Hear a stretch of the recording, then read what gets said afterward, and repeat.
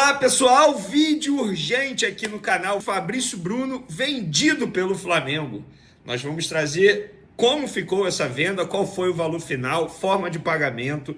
Nós vamos trazer todos os detalhes aqui para vocês. Muita curiosidade sobre essa negociação que muita gente acha que foi rápida, mas não foi rápida não, sabe por quê? A proposta foi feita ao Flamengo antes mesmo da posse do novo presidente BAP, que aconteceu lá no meio de dezembro.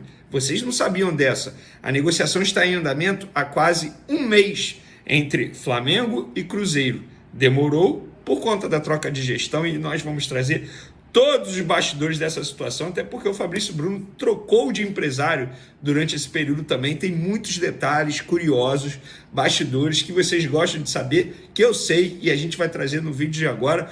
E tem também um jogador que a torcida do Flamengo está pedindo, que o rival Botafogo está de olho. Pois é, a gente vai trazer isso tudo e muito mais no vídeo de agora, mas antes gostaria de pedir para você se inscrever no canal, dar o like no vídeo, ativar a notificação e também compartilhar o vídeo com os amigos, com as amigas e ajudar o canal a crescer cada vez mais. Conto com a colaboração de todos. Gente, como vocês podem perceber, eu não vou esconder não, tá? Eu tinha acabado de tomar banho, tá? Cabelo molhado ainda aqui, ó, arrepiadinho. Eu ia deitar, dormir cedo, porque eu tô precisando descansar, mas, cara, cobrir o Flamengo não tem jeito. Toda hora acontece algo. E aconteceu, e novamente eu, na parceria do Samuel Venâncio, que eu sempre cito aqui, um cara parceiro demais, que acompanha o dia a dia do Cruzeiro, apuramos e trouxemos em primeira mão. A gente trouxe em primeira mão que o Flamengo aceitou, enfim, a proposta para vender o Fabrício Bruno. Mas essa história eu conto já já.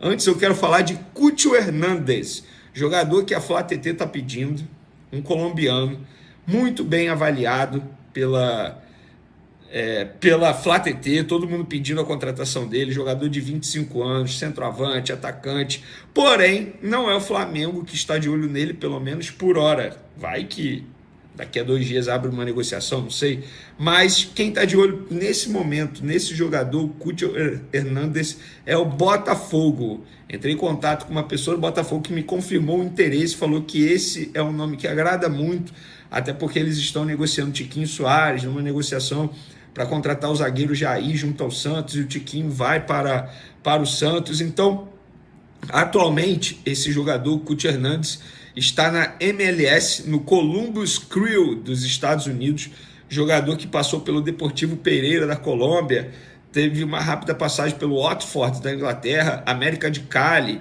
depois passou pelo Campeonato Espanhol, depois o Watford novamente. Enfim, é um jogador jovem que a torcida do Flamengo está pedindo, mas quem está de olho é o Botafogo. Outra coisa, a programação do futebol profissional do Flamengo, masculino, obviamente, 8h30 da manhã, treino para o grupo que iniciará o Carioca, 3h30, treino para o grupo que vai para a pré-temporada nos Estados Unidos. Viagem marcada para essa sexta-feira, dia 10, e nessa viagem, nessa delegação, Fabrício Bruno, que estaria ali, não vai estar. Ele já foi até retirado da lista de viagem para os Estados Unidos, porque o jogador está sendo vendido ao Cruzeiro. Inclusive, os clubes já estão iniciando a troca de documentação, departamentos jurídicos já foram acionados, tanto do Flamengo quanto do Cruzeiro. O negócio foi acertado agora há pouco, porque eu tive acesso aos bastidores dessa situação. O André Cury, que é o empresário do Fabrício Bruno, o novo empresário do Fabrício Bruno, tem nem 30 dias que ele está agenciando a carreira do Fabrício Bruno. Antes, o zagueiro, futuro ex-zagueiro do Flamengo, né? O jogador, ele era agenciado por uma outra empresa, a Rock Nation, empresa que agencia a carreira do Vinícius Júnior e vários outros jogadores. O Fabrício Bruno trocou de empresário e o André Cury já teve que pegar esse pepino aí, esse abacaxi para descascar, e pelo visto ele soube descascar muito bem, porque não foi uma operação fácil. Eu vou trazer todos os bastidores aqui para vocês. Essa situação começou no começo de dezembro, assim que o André Cury assumiu a carreira do Fabrício Bruno. E desde então, o Fabrício Bruno conversa com o André Cury. E aí o André Cury chegou para o Fabrício Bruno e falou: olha só, eu sei que você tem a pretensão de ir para a Europa nesse momento, eu tenho aqui uma possibilidade de você poder ir para o Cruzeiro. Você topa? O Cruzeiro foi o time que revelou o Fabrício Bruno, ele teve uma passagem por lá. O Fabrício Bruno, no primeiro momento, falou: eu topo.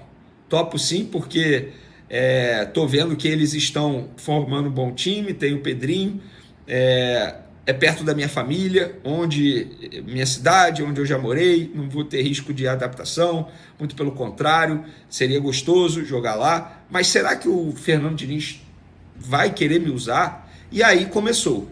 Fernando Diniz entrou em contato com o Fabrício Bruno e disse: olha só, eu topo receber você aqui, você seria o meu zagueiro titular, conto com você. Fabrício Bruno conversou, por exemplo, também com o Gabigol durante esse período, Gabigol que estava indo para o Cruzeiro, conversou com o Dudu também durante esse período, conversou com o Alexandre Matos, dirigente do Cruzeiro, conversou com o Pedro Lourenço, que é o dono da SAF do Cruzeiro.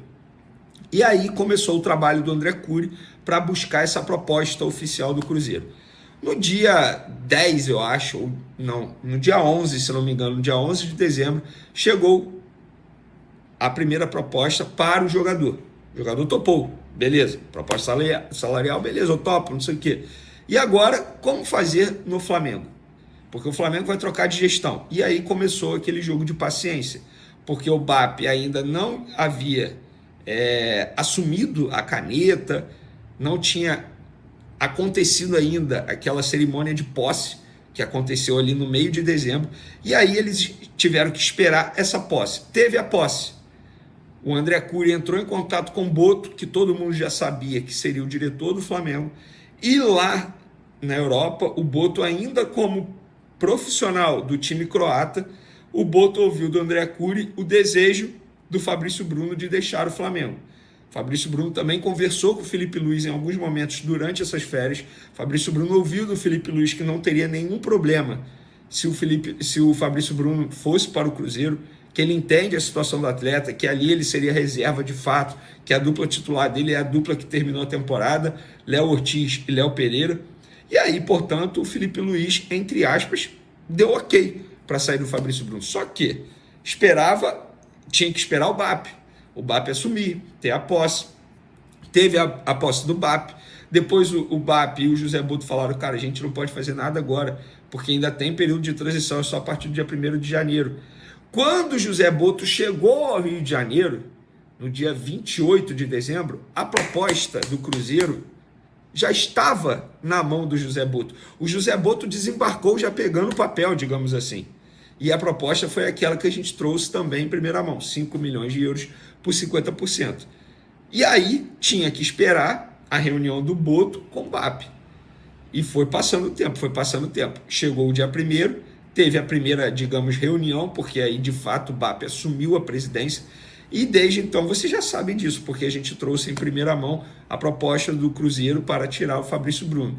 A primeira proposta foi recusada de 5 milhões por 50%, e aí depois o Cruzeiro foi aumentando, 7 milhões por 70%, beleza, meta, não sei o que, parcelado. A última proposta feita pelo Cruzeiro, que foi aceita pelo Flamengo, é 7 milhões de euros à vista, no pau, na hora, 7 milhões de euros à vista, por 100% e sem bônus. Como assim, Vene? Antes tinha bônus e seria por 70%. Por que o Flamengo aceita fazer por 100%? Porque agora, gente, é porque é difícil explicar isso. É questão de fluxo de caixa.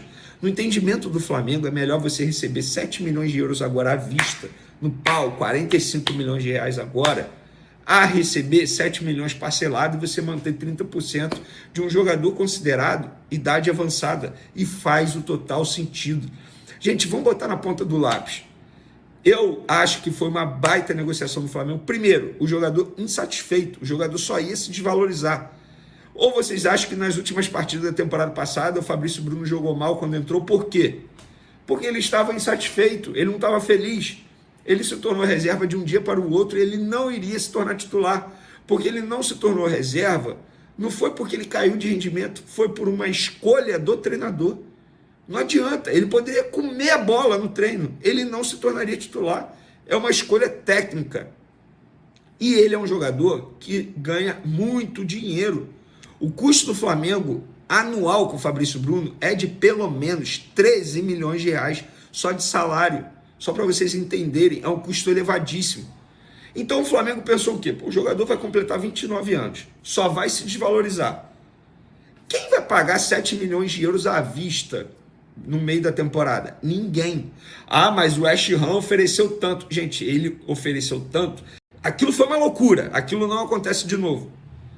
Mesmo que ele volte a ser titular, mesmo que ele volte a ser convocado para a seleção brasileira, ninguém vai oferecer aquilo. E na ocasião o Flamengo aceitou, foi o jogador que não quis ir. Então o jogador só iria se desvalorizar, não iria render se ele entrasse em campo, porque é questão de cabeça, estava infeliz, bicudo, imagina, todo dia, infeliz, não ia dar certo. O Felipe Luiz entende de bastidor da bola, o Felipe Luiz já foi jogador, ele sabe que um jogador insatisfeito no elenco não vai fazer bem ao ambiente. Então você bota isso tudo e com 7 milhões de euros na mão, no cash, você consegue uma reposição à altura, eu não tenho dúvidas disso. Eu não tenho dúvidas. O que é melhor? Você ter um jogador que é bom, tá? Fabrício Bruno é bom, mas insatisfeito, rendendo pouco, podendo atrapalhar o ambiente do dia a dia do Flamengo, ou você contratar um jogador bem avaliado pela diretoria, pelo treinador, com sangue nos olhos e doido para fazer acontecer. O que é melhor, gente? Mas o Fabrício... Gente, não tem só o Fabrício Bruno no mundo. Não dá. O José Boto, ele é um cara que mapeia o mercado do futebol do mundo. Vocês acham que no mundo não tem um jogador do mesmo nível do Fabrício Bruno, ou até mesmo melhor, por 7 milhões de euros? É claro que tem. É claro que tem. A torcida precisa entender isso. Eu, Vene Casagrande, eu acho que foi uma boa negociação. E eu quero saber de vocês. Vocês acham que foi uma boa negociação? Mas olha, o André Cury vai ter trabalho no Flamengo, porque agora ele precisa resolver a situação do Pulgar. O Pulgar também não quer renovar no Flamengo. André Cury, boa sorte para você, hein? Desde o anúncio da contratação de Gabigol, o Cruzeiro tem experimentado um impacto avassalador em suas redes sociais e na visibilidade da sua marca. A chegada do atacante não apenas movimentou Minas Gerais, como Pedro Lourenço, dono da SAF do Cruzeiro, havia imaginado, mas também repercutiu em todo o Brasil. O clube esteve em destaque nos principais veículos de televisão, rádio, jornal impresso e principalmente nas redes sociais. O evento de apresentação do jogador, que reuniu mais de 44 mil pessoas no Mineirão no último sábado, 4, marcou a história do futebol mineiro. O Gabi dispensa comentários. Estou muito feliz porque trouxemos o melhor jogador do Brasil na atualidade. Não foi fácil a negociação, mas o Gabi é um cara muito tranquilo, deu a palavra para nós e ficamos confiantes. Deu tudo certo. A multidão de torcedores só não foi maior porque o estádio não liberou. Ele é um cara enorme, que vai enlouquecer o nosso torcedor, declarou Pedrinho BH durante a primeira entrevista coletiva de Gabigol como jogador do Cruzeiro. A contratação também trouxe ganhos expressivos para a presença digital do clube. Segundo Pedrinho BH, desde o dia em que começou a ventilar a contratação, as redes do Cruzeiro subiram e valorizaram muito a nossa marca. Isso é muito importante. Impacto nas redes sociais. Entre os dias 1º de janeiro, data do anúncio, e 5 de janeiro, os números registrados foram impressionantes. YouTube. Visualizações, 1,5 milhão. Novos inscritos, 32,3 mil. Live de apresentação, 1.182.436 visualizações. Instagram. Visualizações, 202 milhões. Interações, 7,8 milhões. Ganho de seguidores, mais 65 mil. Twitter, X. Impressões, mais 600%. Engajamento, mais 350%. Ganho de seguidores, mais 4 mil. Além disso, o programa de sócio-torcedor do Cruzeiro registrou 1.700 novas adesões, elevando o total para 80.564 associados no Sócio 5 Estrelas.